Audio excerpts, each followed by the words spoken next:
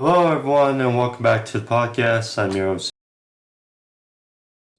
here with your AEW Dynamite post review. Happy 2023, everyone. Happy New Year. First podcast episode, first review of 2023. Hope everyone had a safe New Year's Eve and New Year's Day. New Year. Try to be as good, if not better, on the podcast. We'll see. But last Wednesday was the first episode of Dynamite that for 2023. Solid episode, very good. I'll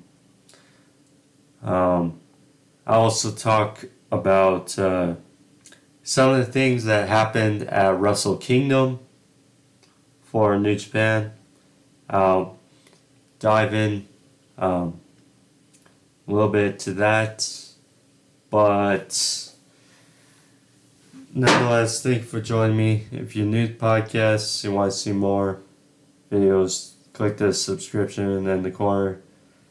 Take you to the full channel, find all the videos there. But first, before I dive in, wanted to talk a little bit because the day before New Year's, or New Year's Eve. Now, some watched TNA, some didn't when TNA was really at its peak. Now Impact. But I want to give and talk about this, that Don West,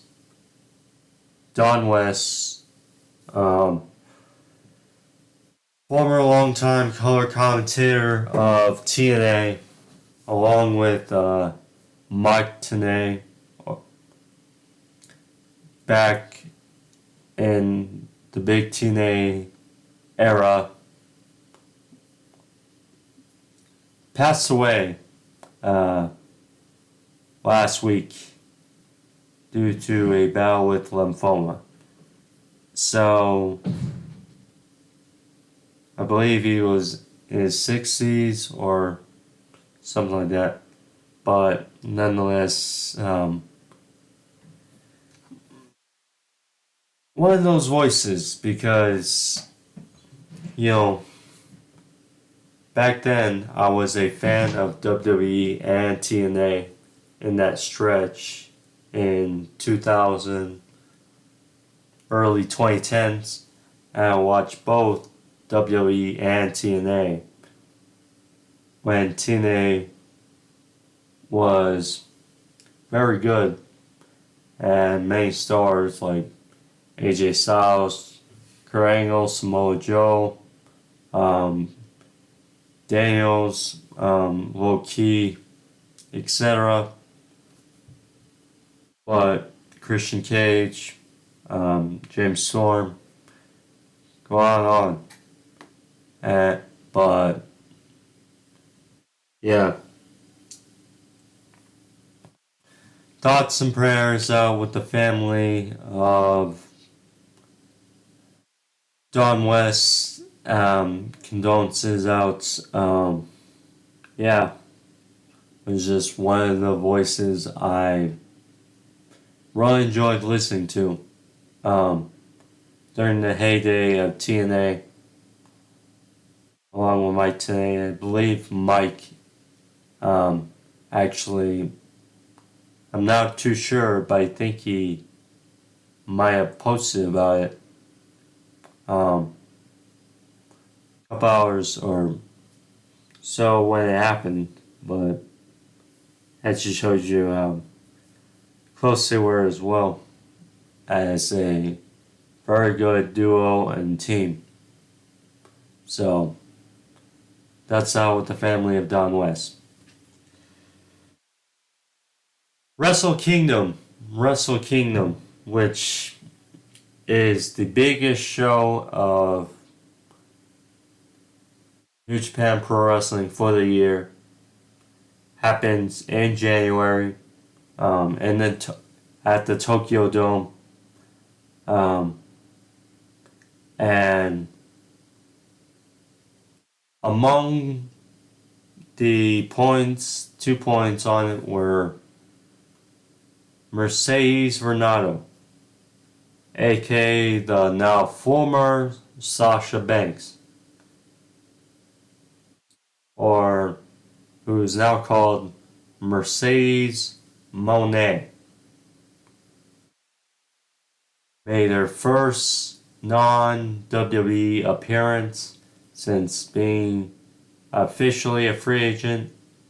She arrived there, and there was speculation about her making an appearance at Wrestle Kingdom, and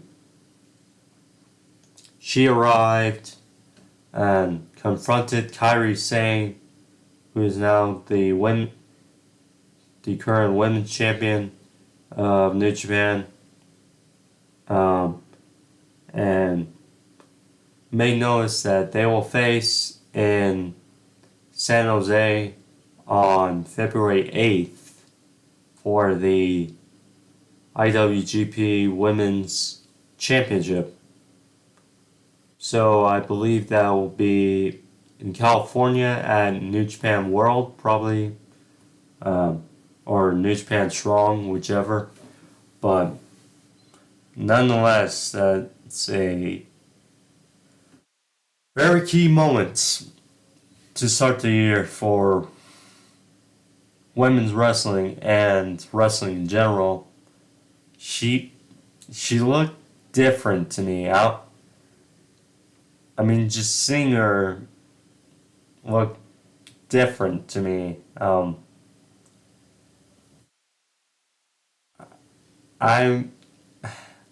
But nonetheless, it definitely felt different.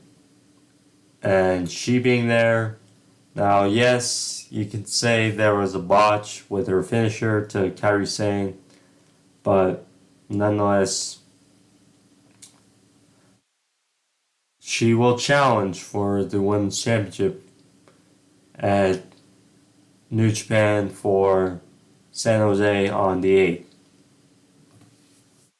The other thing, and I still have not watched the highlights or followed the match, but I do have to get into it. Kenny Omega versus Will Ospreay for the IWGP US Heavyweight Championship. And no surprise with what's been said.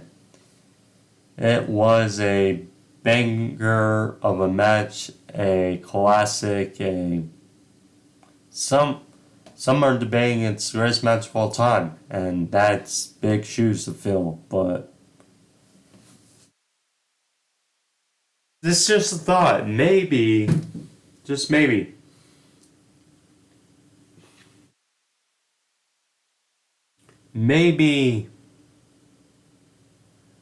Omega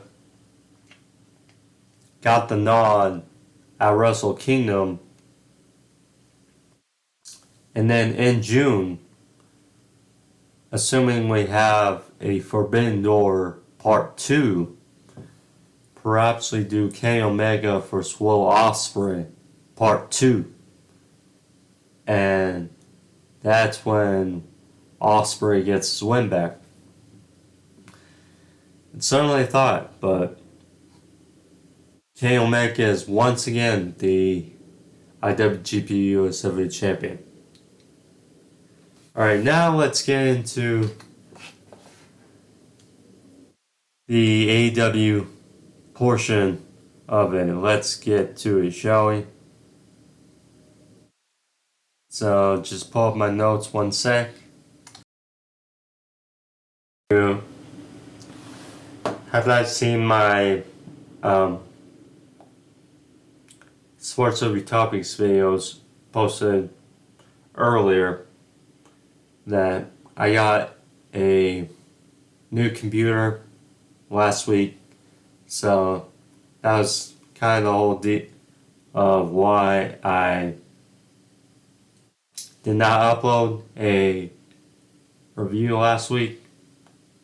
So hopefully the picture and whatnot seems okay and sounds good, but the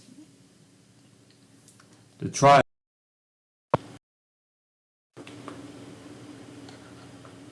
on my new support.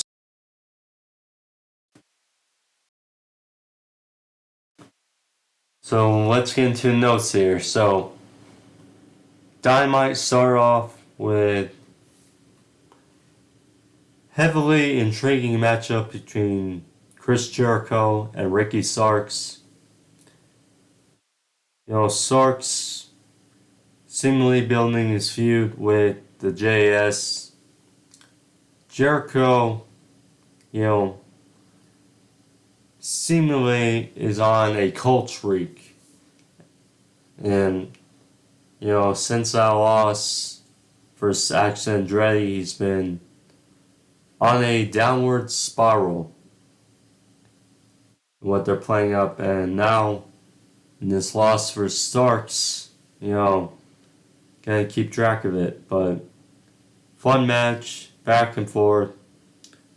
Starks was obviously at a disadvantage with Menard and Parker being at ringside for Jericho.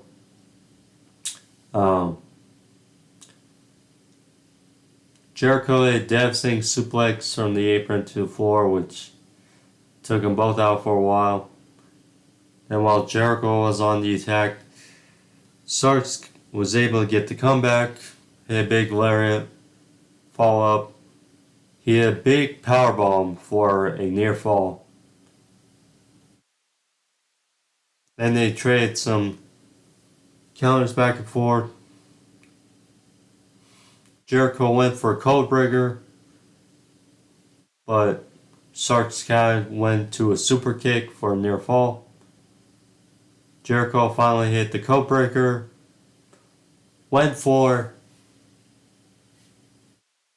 a Judas effect, but Starks countered or blocked it, went for the Rochambeau, transitioned into the walls of Jericho. Starks got to ropes, but Menard Parker distracted ref. Menard drilled Starks in the head with a bat, and then Starks was seemingly out, but not for long, as Aubrey Edwards checked on Starks, lowered his arm twice, but Starks mustered enough to counter out of it on Jericho, and then hit a spear by Starks, 1, 2, 3, and Ricky Starks pins Chris Jericho in the middle of the ring. Afterwards, Starks didn't get to celebrate the victory too much, as the rest of JS ran out to beat down on Starks. Action Andretti, he came out there with a burn around his eye to sell the fireball to his face, and went wild with a chair, but Todd Mello and JAS took care of it. Andre caught a low blow, and then the beatdown ensued, and then Jay Carriger with a devastating powerbomb to Ricky Starks, threw a table on the outside, and JS stand tall despite a losing streak building for Chris Jericho. Hangman Page He was out in the ring. He was introduced by Tony Schiavone. So, Page said he's still not medically cleared. But he said if things go right and he gets one more brain scan and it comes out good, then he will be able to come into action or return to action next week for the Forum. And then Jon Moxley came out to ring. First of all, so he said he's sick about this whole spiel about Hangman Page, about he's playing the victim. While he's trying to get his words out, apparently his mic died. So he let out an F-bomb, tried to get another mic queued up, but crowd said, "We can't hear you." So Mox was frustrated, finally got some words in, so yeah, he said he's sick about Paige playing the victim. Asked him if you really thought things were gonna turn out differently, and said he's upset that Paige is disappointed about being knocked out. Paige said that last time, or being knocked out is not the problem. That he's been knocked out by his best friends, strangers, co-workers, etc. Well, what he is disappointed is that when he came out to confront him last time, he wasn't out for revenge until Moxley made a joke about Page being knocked out, saying how his career and his livelihood was almost changed, and that appeared as a joke to Moxley. So now he's out for revenge. Say he has 2 lariats locked in the chamber set for Moxley. Mox said that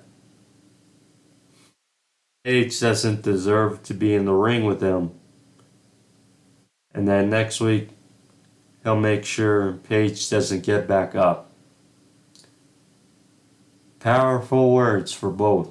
And it should be a fun, hell of a match next week in the Forum for both Mox and Page.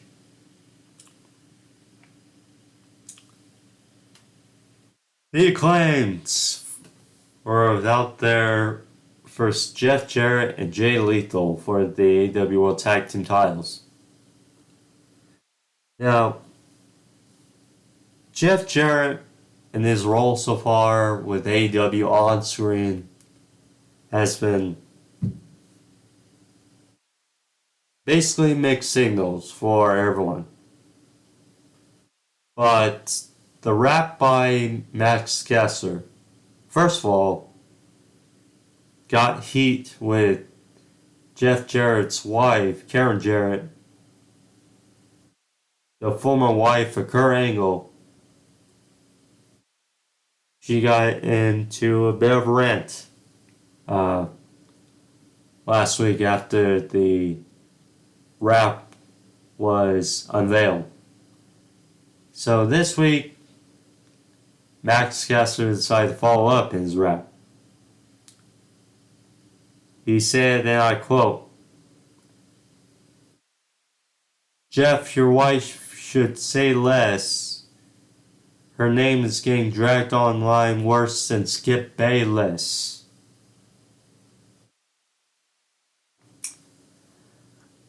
Too good. Too dang good. Do some lines about TNA I mean, but yeah, this was hell of a rap by Max Caster. This match was okay. The finish took people by surprise, and it was joyful. I will say it was good. So after Caster came for the comeback after Bowens was being down, Satnam Singh after getting involved throwing Bowens into steel steps. Pretty much all the referees came out there as Singh was ejected, and while this was going on, Jeff Jarrett hit the stroke on Bowens, and Jay Lethal followed up for the pin, and Bowens got his foot on the bottom rope, but Sanjay Dutt, who was still at ringside, pushed Bowens' foot off the bottom rope, and the referee counted 3.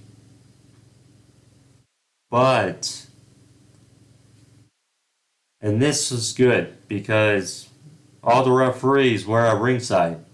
Now, credit only Aubrey Edwards apparently saw it, but she formulated with the official, with Dasha, saying that the match will be restarted. That's what happened. And then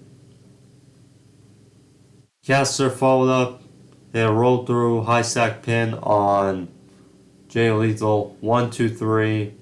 And the Acclaimed retained the AEW World Tag Team titles.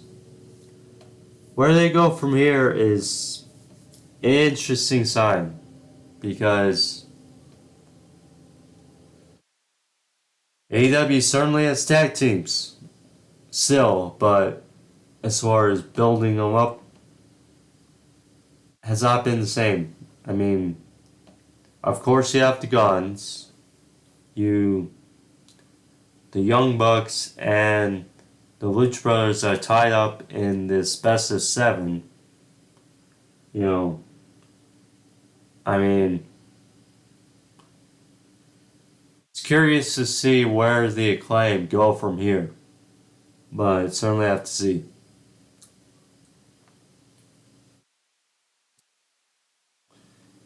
Jack Perry, Jungle Boy, was backstage. He told about the problems with the firm, Big Bill, and Lee Moriarty. So he laid out a challenge next week in the forum for one night only. He and Hook versus Big Bill and Lee Moriarty. Should be an interesting tag team match to look forward to next week. Bryan Danielson, the Washington native, versus Tony Nese. Match was short but sweet, although what happened after was the real bulk of conversation. So right away Nese went for running Nese, but Danielson kicked out, and then eventually Psycho Knee, Somps, and then Regal Stretch by Bryan for the win. Afterwards, Bryan said he still feeling froggy, so he's looking for another fight. So he called out MJF. MJF. So he said, brain damage Bryan. You wanted me to go in there and fight you, right? And he said, how about no?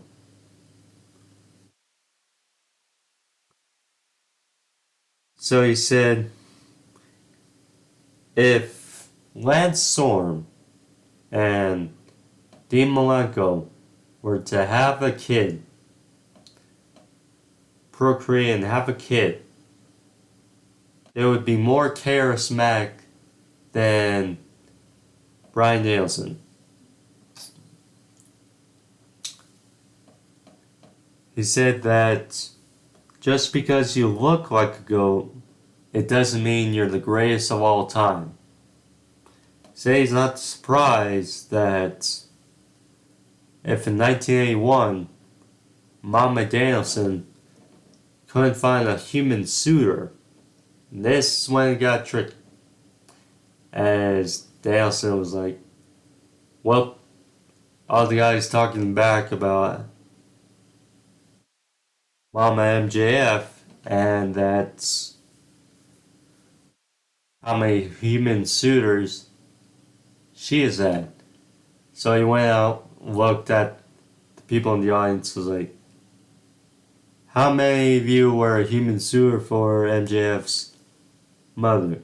And then this obviously ticked off MJF. So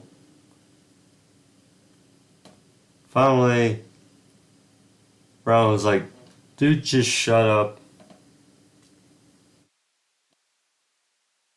He said that we've been through the whole spiel. It's time for us to fight. Went to charge MJF, but MJF kind of hightailed it to the announce desk. Told that Taz, would you look at this maniac over here? Would you believe this guy? So MJF proposed a challenge because he said he knew Bryan was going to get in his business. So he talked to Tony Khan and said that, well, for Bryan to get a title shot, he has to be #1 contender. So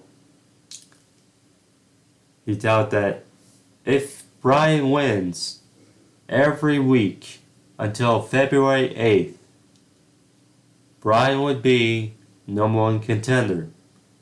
And then if so, he'll give him a shot at Revolution March 5th for the AEW World title.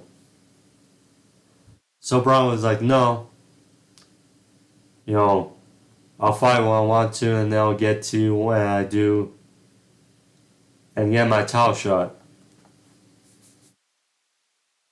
And then MJF was animated. Like, that's not how it goes around here. I make the rules, not Tony. Tony Khan doesn't own this. I do. I make the rules. So eventually, Bryan agreed to it. It was like, okay, well, if I do your stipulation, then I get to pick what type of match we have at Revolution. So then Bryan proposed a 1-hour Iron Man match at Revolution. And then MJF seemed confused at the point and kind of just unsure or hesitant. So MJF accepted, and Bryan said on March 5th he will expose him for being not good enough. And when it's all said and done, he'll kick his damn head in. So yeah. A good Iron Man match. Who better to face an Iron Man match than Bryan Danielson? And obviously there's a narrative out there that MJF, because work rate, because of how many matches he does, he's not that good of a wrestler. And we know MJF is a very good wrestler.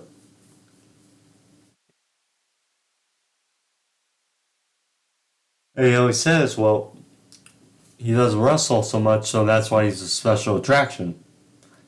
But in this match with Bryan Danielson, MJF is going to show a bunch of people that's how good he really is. It's going to be interesting. In his second only title defense, his first on pay-per-view, it's already going to speak volumes about MJF and his title run. Swerve Strickland, a part of the Mogul affiliates, with Parker Boudreaux and this unnamed tattoo guy. He went 1-1 with AR Fox. Pretty good match between two. Fox is very fluid in the ring, as is Swerve. Both, a rivalry back from Lucha Underground. And solid match between two.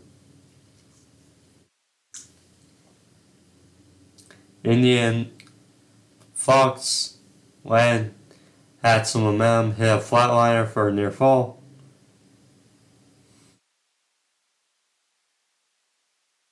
Went for a cutter, and then a beautiful 450.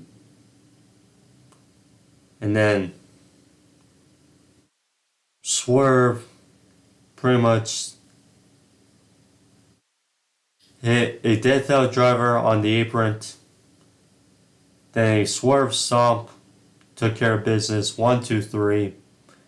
And Swerve gets the victory over AR Fox. Now, the Mogul affiliates. I like Parker Boudreaux. I like Swerve.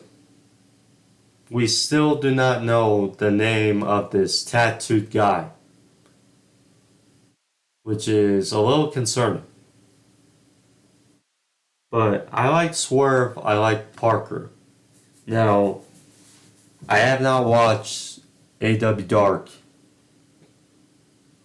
in a minute. And look, Parker, we know, has the look, about him. And the comparisons have obviously been made.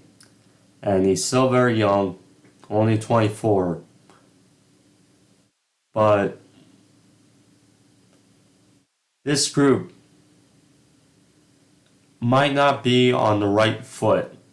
Now, we'll see what happens, but just may not be what people expect. And look, both these guys are like pretty much mercenaries, and hopefully Parker shows his improvement through time, and then this tattooed guy, formerly of the MLB, hopefully we can see what both these guys are made of as the backup really for Swerve Strickland. And what's really the purpose, we'll see.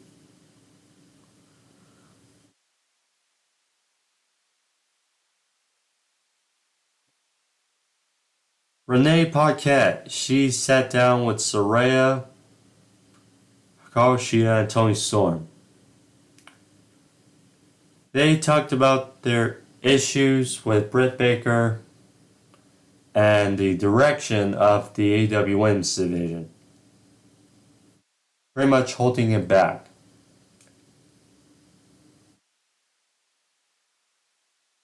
So, Saraya praised both Toni Storm and then Shida and then tell her that they have very good talent. They have good talent in the women's division. She said that she's sitting next to the best women's wrestler in AEW. And she turned to Tony, pretty much just shunning Hikaru Shida and saying that Tony Storm will be her partner next week against Britt Baker and Jamie Hayter. Now, one of two things. Either, if it is actually Tony Storm, that at least it was announced this week instead of being this kind of a letdown next week. Or, this one many are speculating kind of seems like the idea with how Shida was responding in that segment. Perhaps we get Hikaru Shida turning heel next week, attacking Tony Storm, leaving Saraya without a partner, and then Mercedes Moné debuts in AEW and is the partner for Saraya. If that's the plan, that would be a heck of a newsworthy plan for AEW. And you can basically kill two birds with one stone because A, you get a new storyline with Shida and Tony, and you also get Mercedes, including this Britt Baker kind of thing with the champion Jamie Hayter. If it happens, it'll be very interesting. So, we'll see how it goes.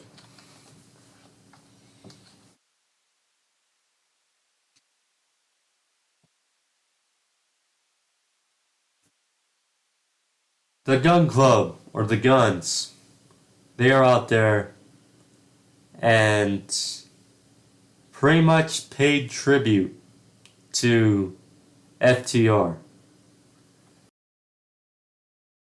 Dressed up. Excuse me, pop up on the phone. So, they're out there dressed up and their music initially played, and then they tried to change the graphic on the Chintron. And after that, it was labeled graphic FTRIP, as in rest in peace FTR.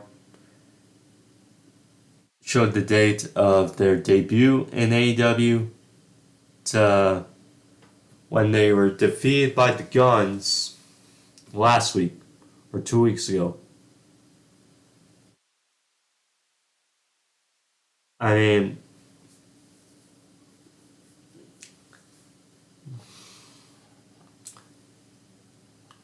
look, the Guns, I like. They are good.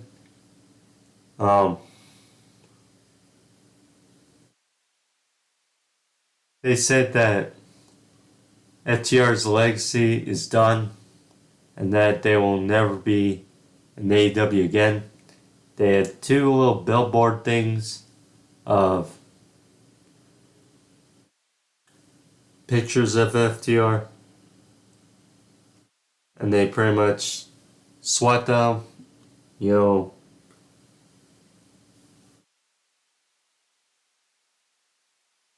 maybe FTR soon the guns really help, or FTR helps the guns really to put them to the next level.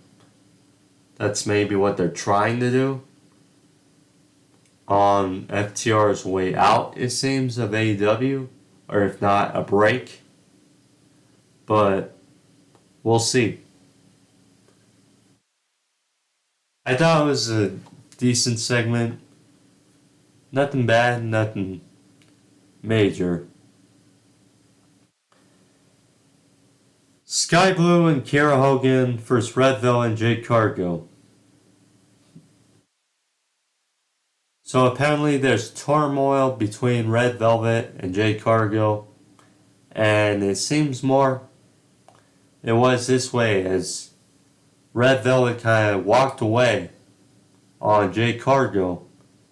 At the end of the match, Jade landed a punt kick on Kiera Hogan for the win. I mean, look, Jade Cargill's reign is simple. It's overdue. You need to get that talent someone else. Yeah. I mean, it is what it is. Darby Allin for Samoa Joe for the TNT Championship. This was the main event. Darby, of course, from Seattle. Got a heck of a reaction. Here for Samoa Joe. Nick Wayne, who is the very young prospect who is still in high school, on a future deal for AEW. He was front row in support for Darby Allin.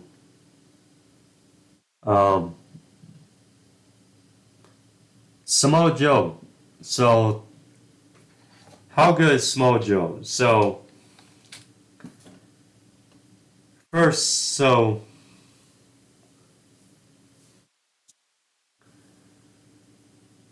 Darby, in his entrance, before he got into the ring, gave Nick Wayne a hug.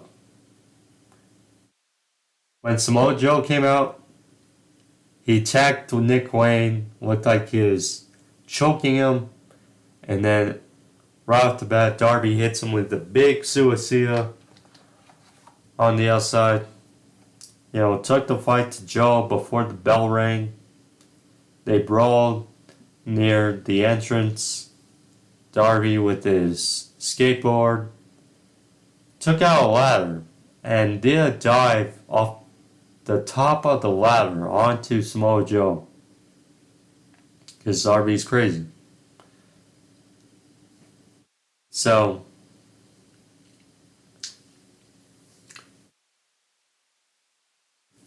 then they were flying back near the ring, and Joe then slammed Darby right onto the steel steps, right onto the points of the steel steps outside. And that's when really momentum shifted. So, for Samoa Joe. So then, back for break, we see Joe targeting the knees of Darby.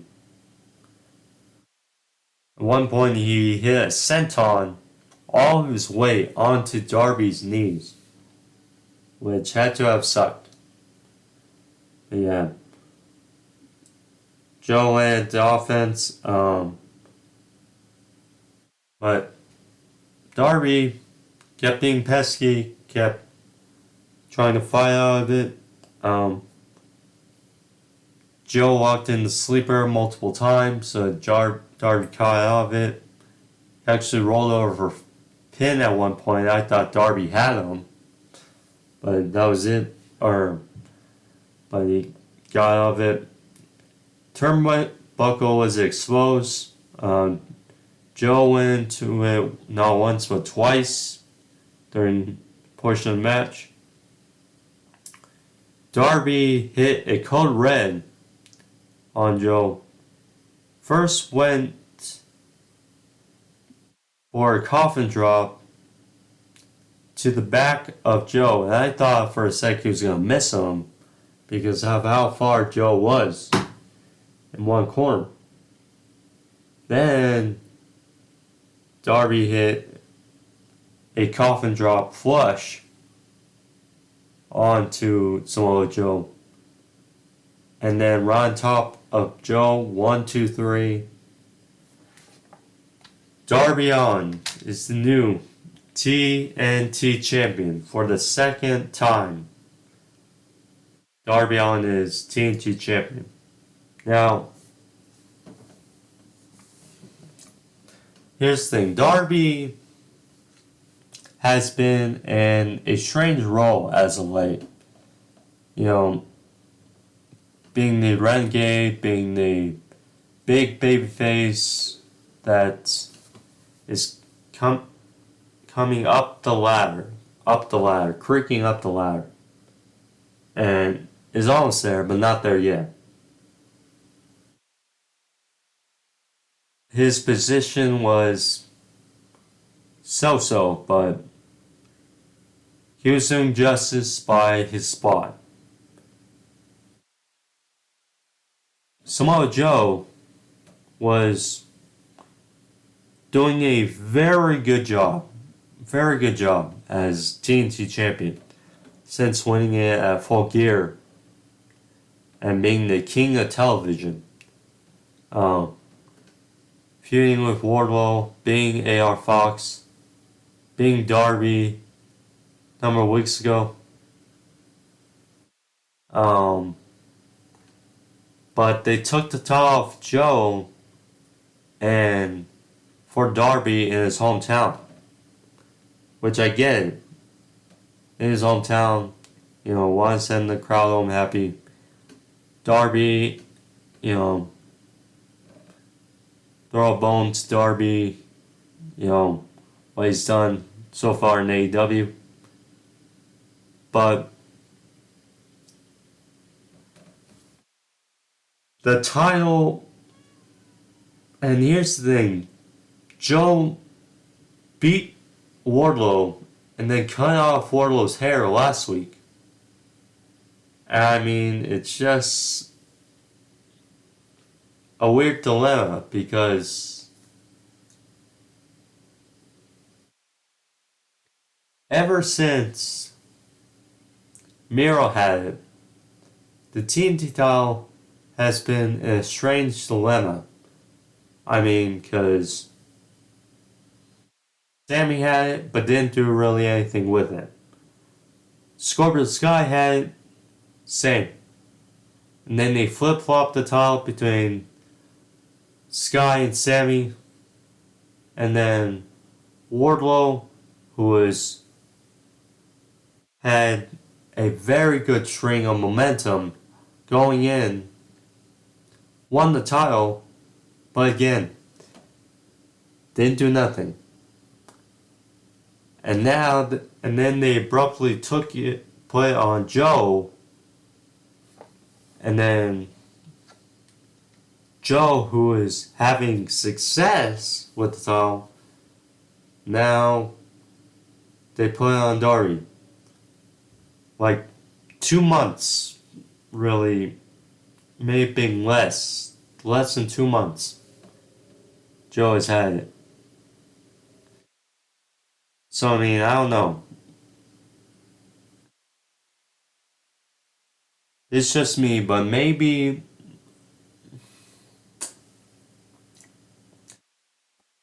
two things. Well, Joe cut Wardlow's hair last week, so maybe Wardlow's going to undergo a change. Maybe. And then perhaps they build up Darby enough with his TNT title that when he eventually loses it, he'll be a potential challenger for MJF at the end of the year. Perhaps Full Gear, they end up doing it again. This time for the AEW World Title. I don't know, but it's certainly a question, but I would say a very, very good episode of Dynamite. You know, the look, the aesthetics, new stage, the appearance of stuff was certainly felt, and changes are on the horizon for AEW, and you like to see. But nonetheless, that's the episode for you guys. Thank you for joining me. If you like this video, leave a like in the corner, leave a thumbs up. Help out the video, help the channel. Sorry about the non-episode last week, but I wanted to make sure you guys got one this week. Nonetheless, thank you all. Be safe. I'm AJ Love. See you guys next week for the episode from the for AEW. Peace.